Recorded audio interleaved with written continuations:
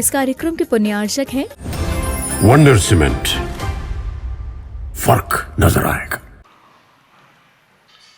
ओकारं बिंदु संयुक्तं नित्यं ध्यायन्ति योगिनः कामदं मोक्षदं चैव ओंकाराय नमो नमः।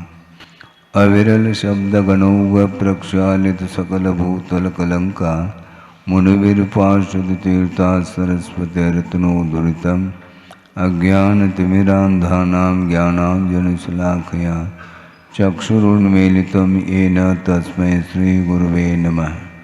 परम गुरुभ्यो नमः। परम्पराचार्य गुरुभ्यो नमः। सकलकलशविध्वंसकं श्रेयसां परिवर्धकं धर्मसम्बन्धकं भव्यजीवमनप्रतिबोधकारकमिदं शास्त्रं श्री कार्तिकेय देवैर्विरचितं मंगलम भगवान वीरो मंगलम गौतमो वने मंगलम कुंदकुंदाद्यो जैन धर्मोस्तु मंगलम सर्वमंगलमांगल्यम सर्वकल्याणकारकं प्रधानं सर्वधर्माणां जैनं जयतुशासनं कोटिशतं द्वादशैव कोटो लक्षाणि श्रीतेस्त्रिकानि चैव पञ्चाशदष्टोच सहस्रसंख्य में तत्श्रुतं पंचपदं नमामि। अरहंत भाष्यत्तं गणहरदेवे गन्त्यं सम्मं प्रणमामि भक्तजुत्तो सुगुणानमहो वयं शिरसा इच्छामि वन्ते सुदभक्ति कामसोपदस्सालोचे अंगो वंग पयनय पाउडय परियम सुत्त परमाणोग पूगय चूलिया चेव सुत्तय थुदम कायम सैनिच कलमंचे में पूजे में वंदामि नमम सामि दुख कहो कम कहो भूलाओ सुगई गमनम समाय मरणम जिनगुण संपत्ति होद मध्यम। अथ पौर्वाणिक स्वाध्याय वेलायाम श्रीमदाचार्य भक्ति कायोत्सर्गम करोमि।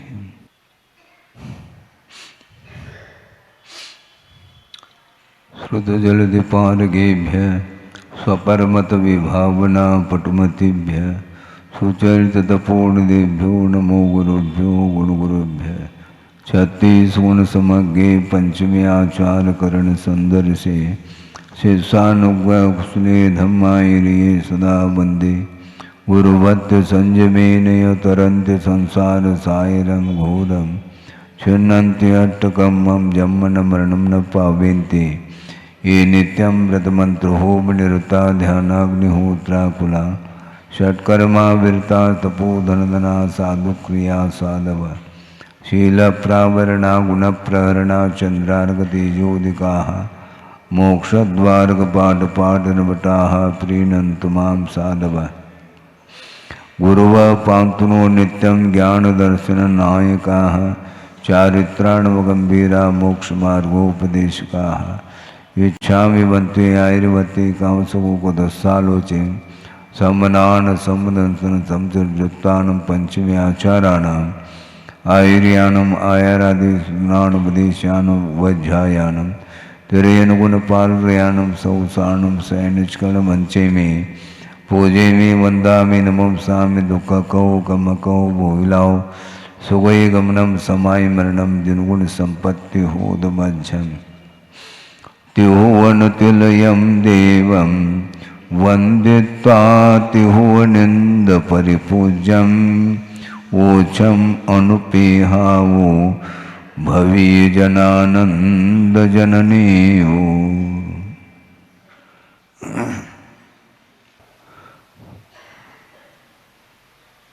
संसार का निर्माण किसी व्यक्ति विशेष के द्वारा नहीं हुआ है। भिन्न भिन्न सिद्धांत को लिए हुए लोग कुछ ऐसे हैं जिनकी धारणा है कि ईश्वर के द्वारा सृष्टि की रचना हुई है। एक सज्जन आए थे गुरुदेव के पास। उन्होंने कहा कि महाराज सृष्टि की रचना के विषय में आपकी क्या धारणा है आपके क्या विचार हैं? ईश्वर के विषय में आपका क्या भाव है? क्या आप ईश्वर को स्वीकार करते हैं क्या नहीं? तो गुरुदेव ने कहा, ईश्वर को क्यों नहीं स्वीकार करते? ईश्वर का अर्थ होता कौन है? वो स्वामी के रूप में लिया है।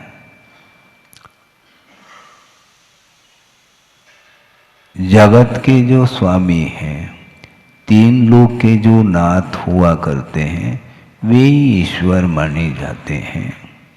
उनको हम स्वीकार करते हैं, लेकिन ईश्वर कर्तृत्ववाद को हम स्वीकार नहीं करना चाहते। इसलिए स्वीकार नहीं करना चाहते हैं कि ईश्वर कोई व्यक्ति विशेष का नाम है, ऐसी उन लोगों की धारणा है, और उनके द्वारा ही सृष्टि की रचना हुई है। किंतु इसमें बहुत बड़ा प्रश्न ये खड़ा हो जाता है, जिन्होंने सृष्टि की रचना की है, उनकी रचना किसके द्वारा हुई? क्योंकि आप कर्तृत्व को स्वीकार कर रहे हैं, तो आप भी किसी न किसी के द्वारा आपका भी तो निर्माण होना चाहिए। आपका कर्ता भी कोई दूसरा होना चाहिए। यदि दूसरा है तो उनका कर्ता कौन है? और दूसरा तो उनका कर्ता कौन है? कोई व्यवस्था नहीं बन पाती। इसी का नाम अनवस्था दोष माना जाता है। इसलिए ईश्वर ने सृष्टि की रचना नहीं की, किंतु ये अनादि अनिधन यह लोक है, जिसका न कोई निर्माता है, न इसका कोई संरक्षण करता है, न इसका संहार करने वाला कोई विशेष व्यक्ति है। किंतु ये अनादि अनिधन है, किसी के द्वारा निर्मित नहीं है, एक बात। दूसरी बात ये है, एक ही ईश्वर होता है और उनके ही सारे सारे अंश हैं। इस प्रकार की भी मान्यता ठीक नहीं। इस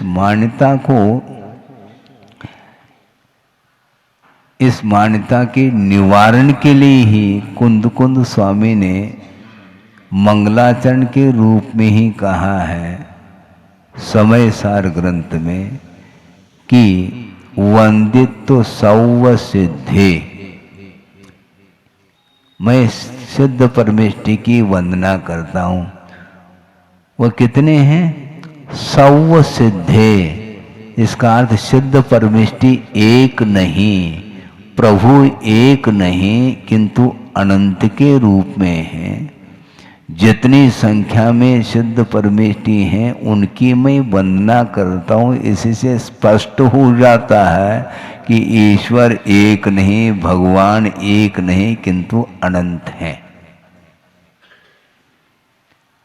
और वो सारे सिद्धत्व को जो उपलब्ध किए हैं, उन्होंने संसार के स्वरूप को समझते हुए ही संसार का क्या स्वभाव है इसका परिज्ञान करके इस संसार से वो ऊपर उठ चुके हैं, और उनकी संख्या अनंत के कोटि में है।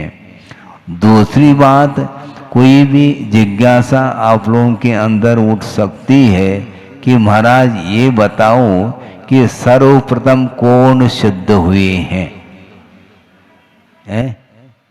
सर्वप्रथम कौन सिद्ध हुए हैं? तो सबसे अंत में कौन सिद्ध होंगे? ये भी प्रश्न उठेगा। आदिम तीर्थंकर युग की अपेक्षा से, किंतु वो आदिम इसलिए नहीं है, उनके पूर्व में भी अनंत युग निकल चुके हैं। बिगनिंग लेस है, शुरुआत नहीं है। इसलिए जहाँ शुरुआत नहीं वहाँ पर अंत भी नहीं है, और दोनों नहीं है तो मध्य की परिकल्पना कहाँ से की जा सकती है?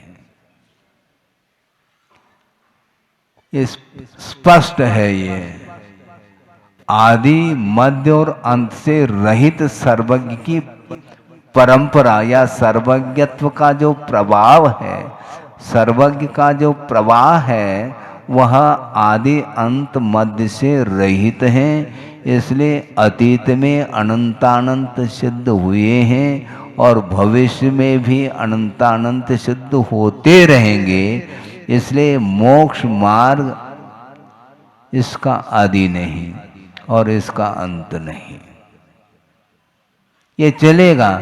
जिस प्रकार संसार मार्ग, संसार की परंपरा अनादिकालीन है और अनंत काल तक ये चलेगी, इसी प्रकार मोक्ष मार्ग की भी परंपरा अनादि अनंत काल तक चलेगी।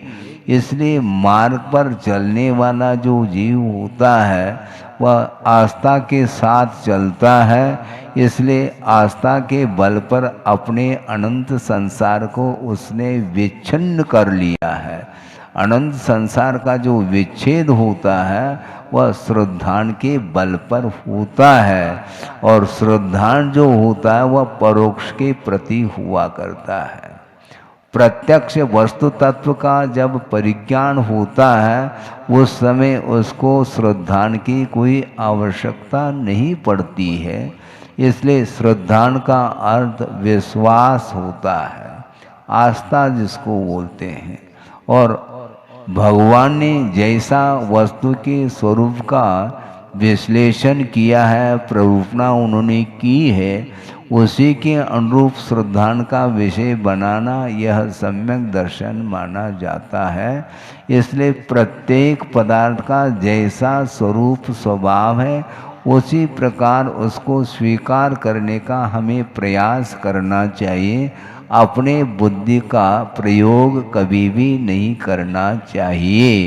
इदम एव ऐसा कहा आचार्यों ने, यही है वस्तु का स्वरूप, इसी प्रकार है। इत्थम एव न अन्यत न च अन्यथा, अन्य रूप भी नहीं और अन्य प्रकार भी नहीं, जैसा है वैसा एक्सेप्ट कर लो।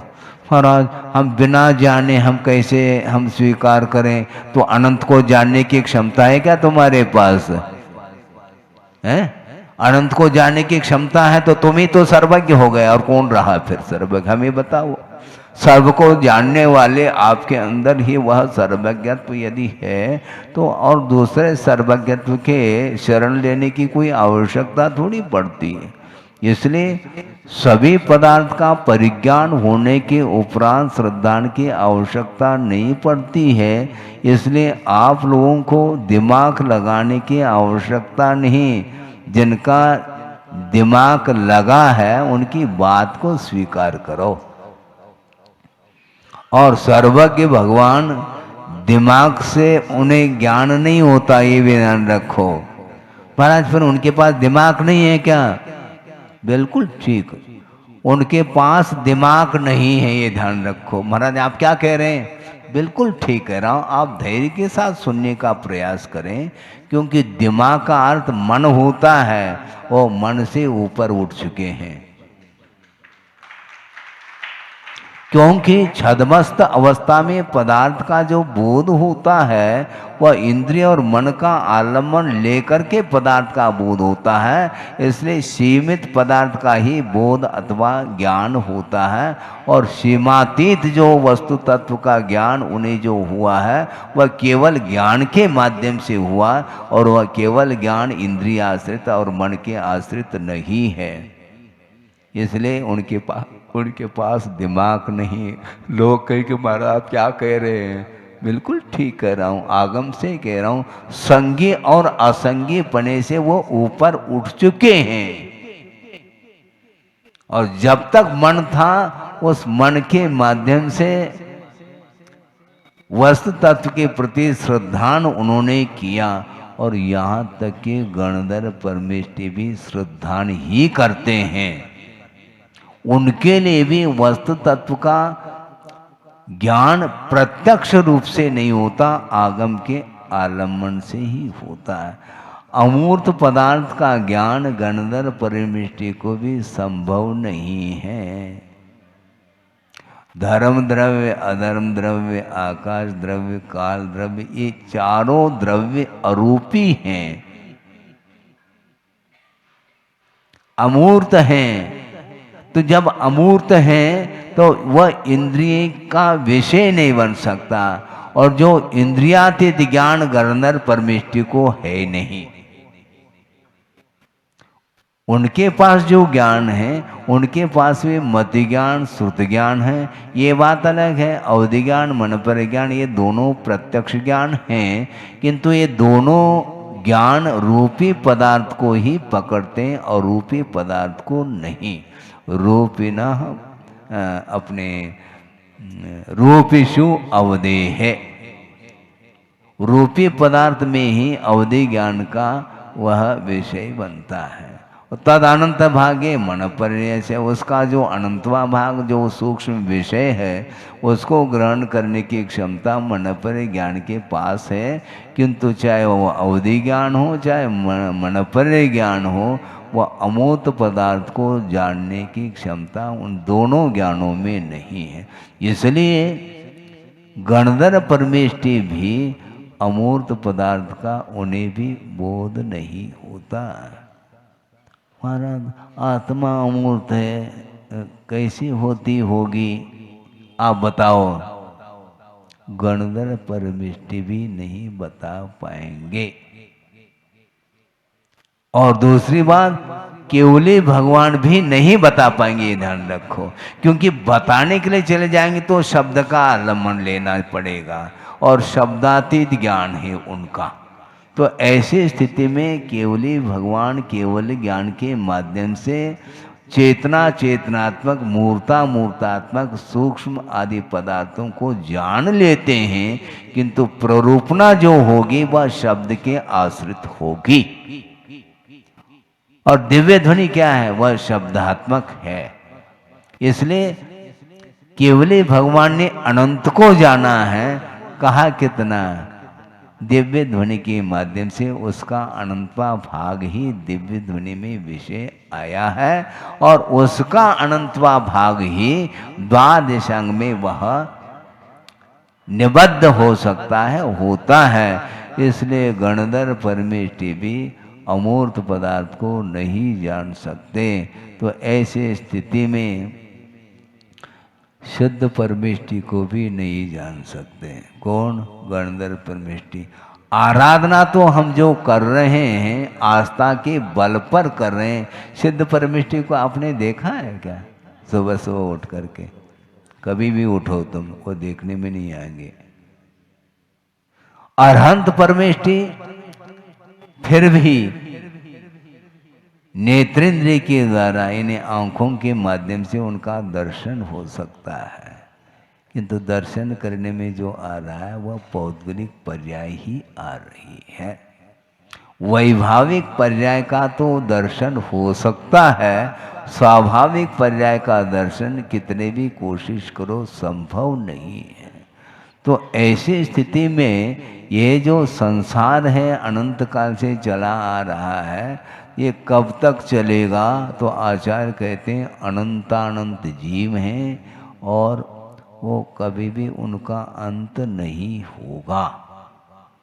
इसलिए सृष्टि का कर्ता भगवान नहीं, किंतु वह अनादि अनिधन, वह स्वयं है, उसका निर्माता कोई नहीं है। तो इस प्रकार कुंद कुंद स्वामी ने ईश्वर को एक के रूप में स्वीकार नहीं किया। अनंतानंत सिद्ध परमेष्टि हैं, उनकी मैं वंदना करता हूँ, ऐसा कहा। तब उनको समझ में बात आ गई ईश्वर कौन होते हैं। जो भगवान है उनको ईश्वर कहा, ये व्यवहार से ही कहने में आ रहा। वो स्वामी होते हैं ऐसा नहीं। यदि स्वामी है तो कोई सेवक होना चाहिए। भगवान हमने माना है, उन्होंने अपने आप को भगवान के रूप में नहीं माना, क्योंकि स्वभाव निष्ठ जो हो जाता है तो स्वभाव का ही संवेदन करता है। और ये गुरु और शिष्य, भक्त और भगवान, ये सापेक्ष कथन है। हाँ, इसलिए हमें स्वभाव की आराधना करनी है। जो स्वभाव निष्ठ हैं उनकी आराधना करो, और स्वभाव को प्राप्त करने के लिए जो कटिबद्ध हैं, अन्य जो परमिष्टि हैं, उनकी आराधना करने से ही संसार का विच्छेद हो सकता है, ये कहा जा रहा है। अब यहाँ पर संसार का निर्माण किसी ने किया नहीं, तो ये हो कैसा रहा है इस प्रकार का परिणमन? तो आचार्य कहते हैं स्वयं ही उसका करता है, दूसरा नहीं। दूसरे के निमित्त से परिणमन हो सकता है, उसका मैं निषेध नहीं कर रहा हूँ, किंतु सब कुछ दूसरे के द्वारा यदि हो रहा है तो कभी फिर आपका जब परिणमन दूसरे के अधीन ठहरा है, किंतु आपका परिणमन दूसरे के अधीन नहीं, स्वयं अपने परिणाम के अधीन हैं। इसलिए अपने परिणामों को उज्जवल बनाने का पुरुषार्थ स्वयं को ही करना है। आपके परिणाम उज्जवल भी होते हैं और मलिन भी होते हैं, इसका कर्ता आप स्वयं हैं, दूसरा नहीं। मुझे क्रोध मत दिलाओ ऐसे किसी ने कहा, अरे दिलाया जाता है क्या? ये इसका भी कोई व्यवसाय होता है क्या? आदान प्रदान है?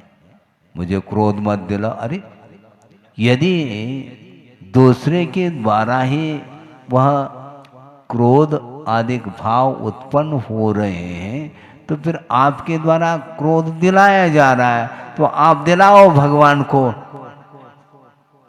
तो आप दिलाएंगे तो वो भी क्रुद्ध हो जाएंगे, फिर समस्या फिर खड़ी हो गई।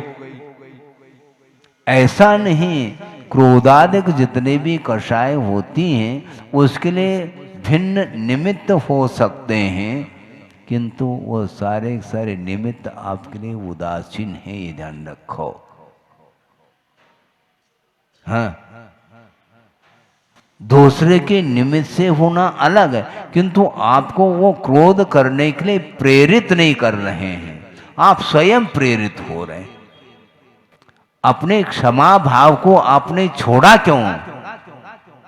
यदि क्षमा भाव की आराधना निरंतर करोगे, चाहे कितनी सब लोग मिलकर के आप क्रोध दिलाने का पुरुषार्थ करेंगे, तो वो हार जाएंगे और आपकी जीत होगी। हम हारते चले जा रहे हैं। करने दो क्रोध। क्रोध कौन दिला? हमारे अंदर क्रोध का उदय हो सकता है, लेकिन मैं क्रोध करूं तो कर सकता हूं, नहीं करूं तो मुझे कोई भी बाध्य नहीं कर सकता। हम स्वयं बाधित हो रहे हैं और दूसरे के ऊपर थोपा जा रहा है, ये मुझे क्रोध दिला रहा है, इसमें इन्होंने मुझे लालच दिलाया। अरे तुम क्यों ललचाते क्यों हो तुम? लालच तो कोई भी दे सकता ना है? तो एक श्रमण है, उनको भी लालच दिया जा सकता है, लेकिन उस लालच में वो आएंगे नहीं। यदि आ गए तो सत्य की आराधना उनके द्वारा संभव नहीं है।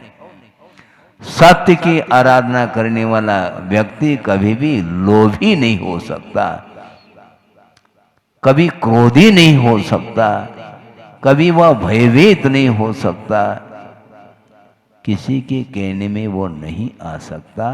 किंतु सच्चे देव गुरु शास्त्र ने जो कहा है उसी को उन्होंने श्रद्धान के रूप में स्वीकार किया है। इसलिए संसारी प्राणी एक तरफ हो जाए दुनिया, कोई दूसरी दुनिया नहीं, चौथी दुनिया हो सकती है। एक पेपर का नाम है न्यूज़पेपर चौथी दुनिया है, ऐसा सुना था पहले, अब जैसा भी हो, लेकिन कोई दूसरी दुनिया एक तरफ हो, किंतु जगत का, संसार का स्वरूप जिसने समझ लिया है वह दूसरे के बहकाव में नहीं आ सकता, ये ध्यान रखो। दूसरा व्यक्ति कुछ भी कह सकता है, किंतु जिसके अंदर सत्य पल रहा है उसको कोई विकल्प नहीं होता मैं शुद्ध करूं, मुझे शुद्ध करना ही नहीं। क्योंकि संसारी प्राणी के सामने हम शुद्ध करेंगे तो कोई उसके ऊपर प्रभाव पड़ने वाला नहीं है। हकीकत क्या है मैं जानता हूं और भगवान जानते हैं। आप कुछ भी छापो, छापने का अधिकार आपका है, किंतु आपके छापने से कुछ नहीं होने वाला। यहां पर जो छप रहा है वह सत्य है, ये ध्यान रखो। अपने परिणाम जो है, अपने भीतर जो परिणाम उत्पन्न हो रहे हैं वह सत्य को लिए हुए हैं। आपके कुछ भी कहने से वह कभी श्रवण प्रभावित नहीं हो सकता। इसलिए संसार का निर्माण अपने ही परिणाम के द्वारा हो रहा है, उसमें किसी दूसरे का लेन देन नहीं है। निमित्त पड़ सकता है, लेकिन निमित्त तो हमेशा मिलता रहेगा। तो हमेशा आप क्रोधाधिक भाव करते रहोगे तो कभी भी अंत नहीं होने वाला संसार का। इसलिए संसार का निर्माण अपने परिणाम के द्वारा हो रहा है और अपने ही पवित्र परिणाम के माध्यम से उसका विच्छेद किया जा सकता। यह संसार का स्वरूप है। इसलिए प्रत्येक व्यक्ति के भीतर वह ईश्वरत्व शक्ति, प्रभुत्व शक्ति विद्यमान है। उसको उद्घाटित करना है तो आपको किसके शरण में जाना है? चार ही शरण हैं, उनके शरण में जाएंगे। दुनिया के शरण में हम नहीं जा सकते। किसी ने कहा कि महाराज दुनिया एक तरफ जा रही है, आपको आपके तरफ कौन रहेंगे? आपके पक्ष में कौन रहेंगे? आपको चिंता क्यों है? मुझे इसलिए चिंता नहीं क्योंकि मेरे पक्ष में अनंत सिद्ध परमेष्ठी है। ध्यान रखो।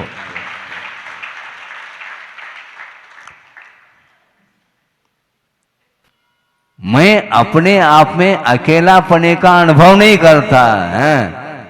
आप समझ क्या रहे हो? हम पूरी दुनिया एक तरफ रहो। आप सिद्धों की संख्या से संसारी प्राणियों की संख्या अनंत गुनी है। रहो, बहुमत आपका ही रहेगा, संसार का ही बहुमत रहेगा। क्योंकि एक सिद्ध परमेष्ठी है तो इधर 100 संख्या एक समझने के लिए है। क्योंकि अभी तक जितने भी सिद्ध हुए हैं उनसे अनंत गुनी संसारी जीवों की संख्या है। इस विषय को थोड़ा सा और मैं विस्तार करना चाहता हूँ आगम के माध्यम से। शायद पहले भी कहा हुआ हो, फिर भी अनुप्रेक्षा रिपीट कर रहा हूँ। कर्म सिद्धांत ग्रंथों में ये बात आई है कि एक जो निगोदिया जीव है उसके शरीर की अवगाहना कितनी है? घनांगुल के असंख्यात्वे भाग है। घनांगुल का क्या नाप तोल है आप आगम से जान सकते हैं। समझने के लिए 1 फीट है लंबा और उतने ही चौड़ा और उतनी ही मोटाई को लेकर के उसको एक घनपीठ बोलते हैं। उसी प्रकार जो 1 अंगुल है वो उसका घनांगुल अर्थात वह लंबाई चौड़ाई और उतनी मोटाई है।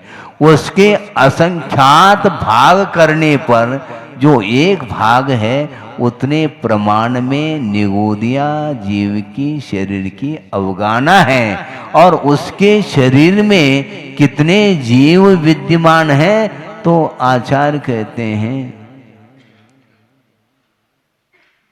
एक निगोद शरीरे जीवा दव्व प्रमाण दो दिठा सिद्धे अनंत गुना। सुना?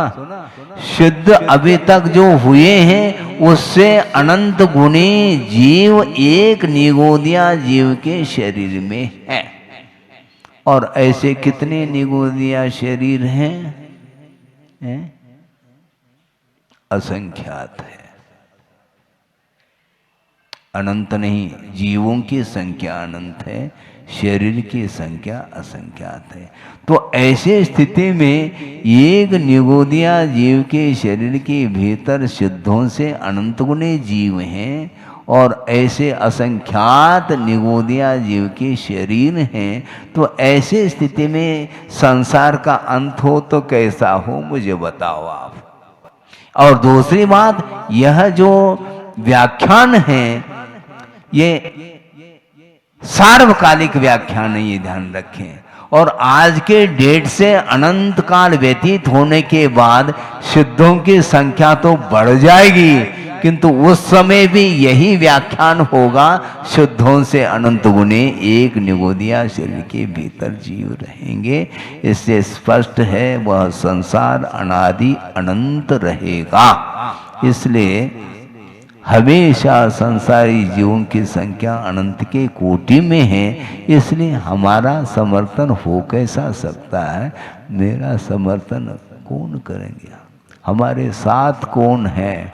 पंच परमेष्टि हमारे साथी हैं। हम किसी के साथ रहना नहीं चाहते हैं। हाँ, आपके साथ हम नहीं दे सकेंगे। हमारा साथ यदि आपको देना है तो आ जाओ, सीधी सीधी बात है।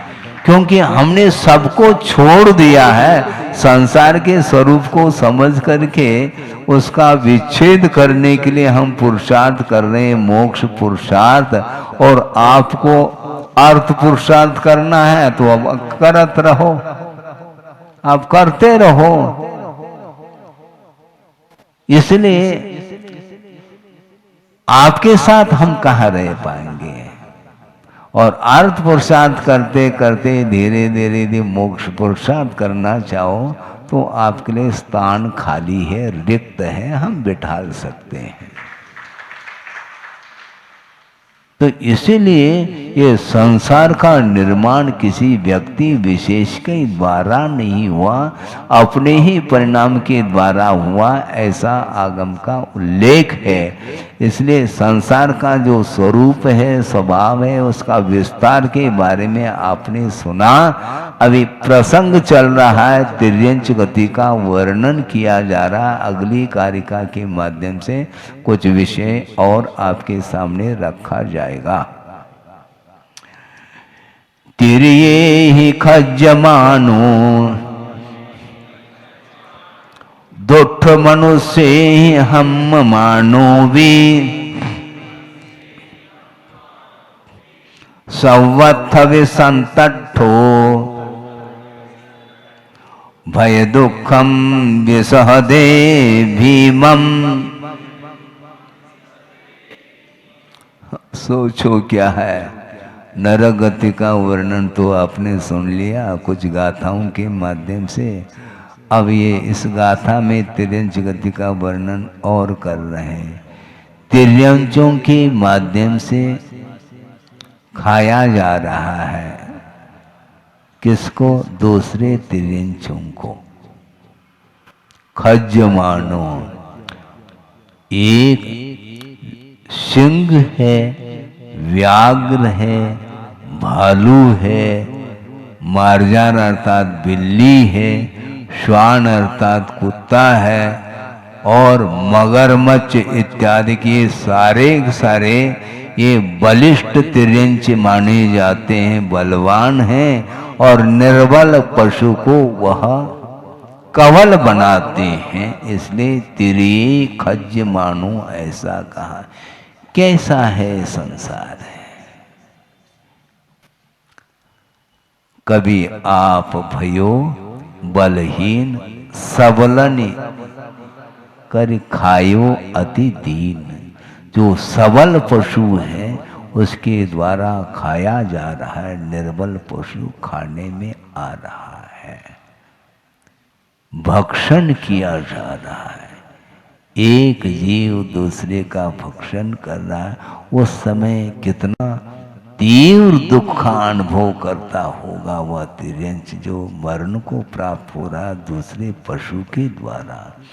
वर्तमान में भयानक जो जंगल है, वन है, अरण्य जिसको बोलते हैं, रात दिन वहां पर क्या चल रहा आपको कोई भी ज्ञात नहीं है।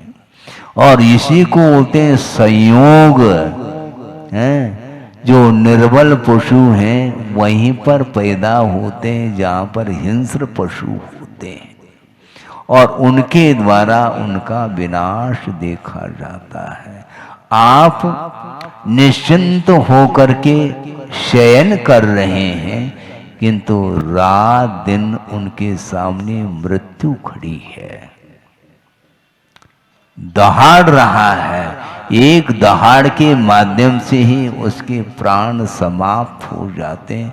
इतने निर्बल पशु होते हैं, खाने के पहले ही मरण को प्राप्त होने वाले भी वहां पर जीव होते हैं।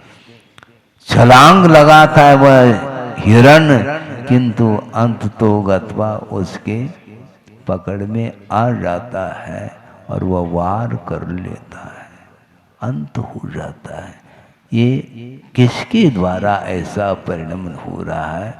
स्वयं ही संसारी प्राणी अज्ञान दशा में इस प्रकार का कर्म का बंध किया है, अर्थात दूसरे के प्रति जैसा व्यवहार किया है, दूसरे के प्रति जैसा कृत्य किया है, उस कृत्य का ही परिणाम वर्तमान में उसके सामने आ रहा है। रिजल्ट बताता है। रिजल्ट, परिणाम का नाम रिजल्ट है और परिणाम का नाम भाव है। अपने परिणाम के द्वारा वह परिणाम निकल रहा है, दूसरे के द्वारा नहीं। सोचो, विचार करो। छोटे बड़े जो मछली हैं वह मछल रही हैं, मगरमच्छ के मुख में पहुंच रही है, और मगरमच्छ का वह मुख बंद हो जाता, उसके पेट में सारे सारे मरण को प्राप्त होते हैं। इस प्रकार ये सारे सारे चतुर्गति संसार के स्वभाव के बारे में आप लोगों को पढ़ना चाहिए। कभी पढ़ते क्या नहीं? संसार में तो आप रह रहे हो, सुख से रहो, लेकिन दुख का कारण क्या है इसको भी तो कम से कम समझो। क्योंकि इस प्रकार दुर्गति का जो बंधु कर रहा है वह विषय और कषायों के माध्यम से उसको दुर्गति मिल रही है। इस प्रकार श्रद्धान का विषय बनाते हुए निरंतर स्वाध्याय करते हुए भगवान ने क्या स्वरूप बताया संसार का, उसके बारे में परिज्ञान आपको कर लेना चाहिए। और मात्र ज्ञान ही प्राप्त नहीं करना, उस संसार के स्वरूप के बारे में समझ करके पापों से बचने का पुरुषार्थ करेंगे तो संसार से ऊपर उठ सकते हैं। कोई लिफ्ट नहीं लगा है, जैसे लाका भवन में है लिफ्ट लगा है वो आप ऊपर चढ़ जाओ, ऐसा संसार में कोई लिफ्ट ही नहीं, किसी को लिफ्ट देते भी नहीं है। लिफ्ट का रिस्पॉन्स क्या बोलते हैं आप? महत्व लिफ्ट है ही नहीं और लिफ्ट दिया नहीं जा सकता। आपको स्वयं को ही अपने आप को उठाना पड़ेगा। कोई क्रेन नहीं लगेगा आपको उठाने के लिए। उठो, उठना है, उठ बैठो किसी ने कहा तो उठ करके पुनः बैठ गया वो। क्यों? आप ही नहीं तो कहा था महाराज उठ बैठो, तो उठ करके वो बैठने के लिए थोड़ी कहा। एक भाषा है, उस भाषा को समझ, हम भी पहले नहीं समझते थे उठ बैठो क्यों कहते हैं, ये भाषा है। उठो कहने का अर्थ है उठ बैठो। वो उठ बैठो कहने से वो पुनः संसार में बैठ रहा है वो, क्योंकि आपने कहा ना उठ बैठो। अरे भैया तुम संसार से उठो ऐसा कहना पड़ेगा मुझे, आप नहीं तो उठ बैठो कहने से उठ करके पुनः बैठने लग जाओगे आप आराम के साथ, ऐसा नहीं चलेगा। संसार का स्वरूप आप समझने का पुरुषार्थ करिए। समझाने का पुरुषार्थ तो हम कर सकते हैं, किंतु आपको यदि बात समझ में नहीं आएगी तो भगवान भी नहीं समझा सकते हैं, ऐसा कहा है। इसलिए जो बलवान तिर्यंच होता है वह निर्बल पशु को अपना कवल बना रहा है, भक्षण कर रहा है। और मान लो जैसे तैसे उन बलवान पशुओं से निर्बल पशु मान लो बच गए अपनी चतुराई से जैसे भी, लेकिन सामने और खड़ा है कौन? दुष्ट मनुष्य ही हम मानो ही, ऐसा कहा। दुष्ट जो मनुष्य हैं, म्लेच्छ हैं, भील हैं, धीवर आदिक हैं, उनके द्वारा वो निर्बल पशु जिनका घात किया जा रहा है। इसलिए सर्वतव्य संतत हो, सर्वत्र संसारी प्राणी संत्रस्त है, इन्हें पीड़ित है, दुखित है। भय दुखम विसहदे, भयभीत होकर के वह दुख का, तीव्र दुख का वह अनुभव कर रहा है। ये तिर्यंच गति का वर्णन है। तिर्यंच गति मिली क्यों? तिर्यंच पर्याय मिली क्यों? पाप का परिणाम। नरगति क्यों मिल जाती? वह भी पाप का परिणाम। और मनुष्य गति में भी कुछ निंदनीय कुल आदिक जो मिलते हैं वह भी पाप का ही परिणाम है, क्योंकि सम्यक दृष्टि इनमें उत्पन्न नहीं होता। ये आगम का उल्लेख है। प्रथम नरक बिन षठ भू ज्योतिष वान भवन षंड नारी थावर विकल त्रय पशु में नहीं उपजत समकित धारी। प्रथम नरक बिन कहा, क्यों? उसको क्यों छोड़ा? क्योंकि जिसने मिथ्यात्व अवस्था में नरकायु का बंध किया है, फिर बाद में सम्यक दर्शन को प्राप्त करके उसको क्षायिक बनाया है मान लो, तो वह क्षायिक सम्यक दृष्टि अब नरक को तो जाना ही पड़ेगा, क्योंकि आयु कर्म का संक्रमण संभव नहीं है। और मिथ्यात्व दशा में पाप के उदय के कारण परिणाम कलुषित करके वह नरक आयु का बंध किया है। फिर बाद में पश्चाताप करके उसने उस पाप को थोड़ा सा धोने का पुरुषार्थ किया और उसके माध्यम से सम्यक दर्शन प्राप्त करके केवली शुद्ध केवली के सानिध्य में उसको क्षायिक बनाया। अब जाना तो पड़ेगा, इसलिए सम्यक दृष्टि यदि नरक जा भी रहा है वह क्षायिक सम्यक की अपेक्षा से कहा। इसलिए प्रथम नरक बिन, प्रथम पृथ्वी को छोड़ करके अन्य पृथ्वियों में सम्यक दृष्टि कभी भी सम्यक दर्शन को साथ लेकर के जा नहीं सकता। आयु कर्म का बंद कर लिया, बाद में यदि मान लो क्षोभम सम्यक दर्शन प्राप्त कर लिया किंतु क्षायिक के रूप में परिवर्तित नहीं किया है, तो जाते समय उसका क्षोभम सम्यक दर्शन छूट जाएगा। इसलिए षठ भू यानी 6 पृथ्वियों में उत्पन्न नहीं हो सकता सम्यक दृष्टि। और वान भवन षंड नारी, भवनवासी व्यंतर और ज्योतिष्क ये भवनत्रिक माने जाते हैं। सम्यक दृष्टि इनमें उत्पन्न नहीं हो सकता। षंड अर्थात नपुंसक पर्याय को प्राप्त नहीं कर सकता। किसी भी गति संबंधी वह स्त्री पर्याय को धारण नहीं कर सकता और स्थावर पर्याय को भी धारण नहीं कर सकता। विकलत्रय नहीं बन सकता और अल्प आयु वाला नहीं हो सकता। दरिद्र कुल में पैदा नहीं हो सकता, निंदनीय कुल में पैदा नहीं हो सकता। कौन? अविरत सम्यक दृष्टि भी क्यों न हो, उसने अनुव्रत अथवा महाव्रत अंगीकार नहीं किया है, इसके उपरांत भी यदि उसके पास सम्यक दर्शन विद्यमान है तो इस प्रकार के पर्याय को वो प्राप्त नहीं कर सकता। और जो तिर्यंच गति को प्राप्त हुआ है वह मिथ्यात्व के साथ बंद किया है, फिर बाद में उत्पन्न हो रहा है। ये स्थिति है।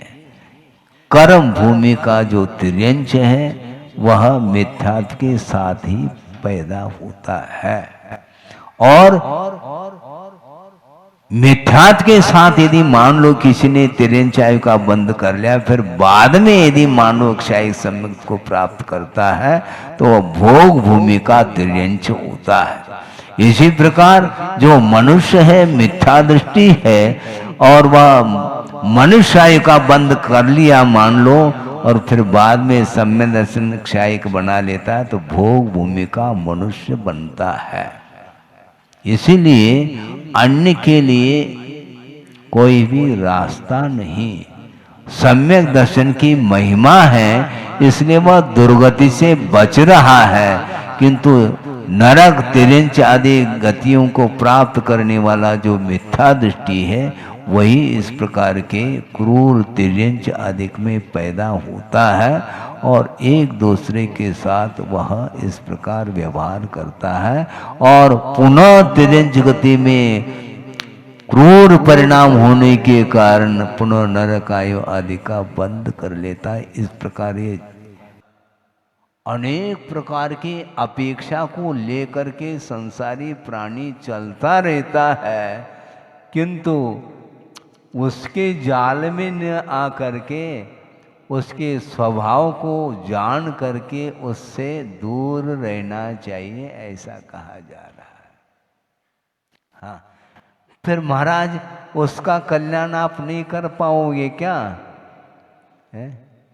जो टेढ़ा चल रहा है उसका कल्याण करने की भावना तो मेरे अंदर है, किंतु भावना मात्र भावना है।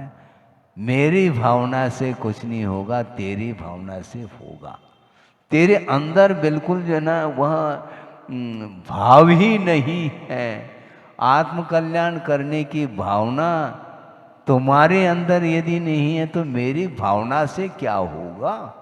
फिर भी मैं भावना भाता रहता हूँ। भाने के लिए आगम की आज्ञा है कि अपाय विषय धर्म ध्यान के माध्यम से दूसरे के कल्याण करने का पुरुषार्थ वह करता है, किंतु अपने सीमा तक वह पुरुषार्थ कर सकता है। उसके अंदर यदि भावना नहीं है तो आचार्य कहते हैं अपना कर्तव्य करो, आगे बढ़ो। हमें किसी को कुछ कहना नहीं, कहना है तो उपदेश के रूप में कहो।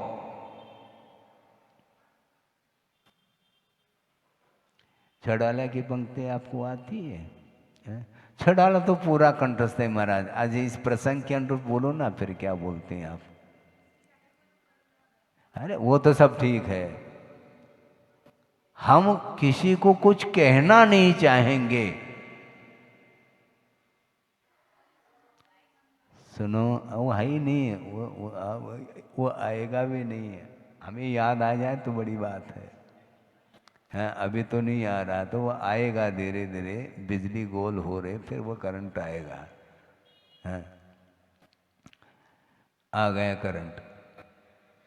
बिन जाने ते दोष गुणन को कैसे तजिए गहिए, कहिए नहीं। हमें किसी को कुछ कहना नहीं है। गुणों का ज्ञान और दोषों का ज्ञान करके गुणों को ग्रहण करना है और दोषों से बच करके निकलना है संसार से। हम किसी को कुछ कहेंगे तो उसको और बुरा लगेगा। उसको बुरा नहीं लगता, बुरा लगता है। इसलिए किसी को कुछ कहना नहीं। आगमकार यही कह रहे हैं और गुरुदेव यही कह रहे हैं, हमेशा अलर्ट रहो, क्योंकि संसार में चल रहे हो। संसार में अनेक प्रकार के भाव को लिए हुए जीव चलते हैं। उसमें किसी को कुछ कहना नहीं। फिर क्या करना? जानना। ज्ञाता दृष्टा बने रहो, जानो और आगे बढ़ो। चोर को चोर मत कहो, ये कहा। तो महाराज वो चोरी करना कैसे छोड़ेगा? भारी समस्या खड़ी हो गई। तुम चोरी करना छोड़ दो तो तुम्हारे प्रभाव से वह चोरी करना छोड़ सकता है, कहने मात्र से नहीं छोड़ेगा वो, ये ध्यान रखो। कहने का धर्म रहा नहीं, क्योंकि अवसर्पिणी है और उसमें भी हुंडावसर्पिणी है और पंचम काल कलिकाल चल रहा है। कर्तव्य करो, आगे बढ़ो। कोई सुनना चाहे तो उसको सुनाया जा सकता है, किंतु सामने वाला सुनाना चाहता है, उससे बचो। हमें सुनना नहीं, क्योंकि गुरुदेव ने बहुत सुनाया मुझे, हमें पर्याप्त है। हमें कोई आवश्यकता नहीं। जब आवश्यकता हो जाए तो आपकी बात भी सुनी जा सकती है।